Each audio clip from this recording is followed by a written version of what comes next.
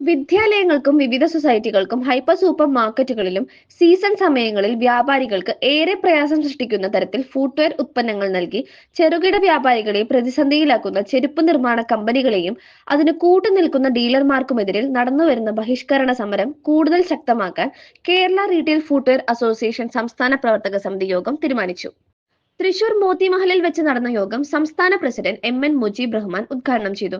Noushal Thalassery Kannur, Biju Aishwarya Kottayam, Sreekumar Arpookara Kottayam, Hameed ബറാക്ക Kasaragod, Savad Payyanur, Muhammad Ali Kozhikode, Harikrishnan Kozhikode, Anwar K C Wayanad, Hussain Chungathara Malappuram, MP. Nasar Malappuram, Mustafa Malikkunnu Palakkad, Shamsuddin Thrissur, നബി Mecheri Thrissur, Jaleel tiptop Alappuzha, Ashwin Cherthala, Subrahmanyam Alappuzha, Rafi Koottikkada കൊല്ലം, ഷെരീഫ് നിറം കൊല്ലം, Unnikrishnan പാതുകം Kottiyam, general secretary Noushal തലശ്ശേരിയും സംസാരിച്ചു.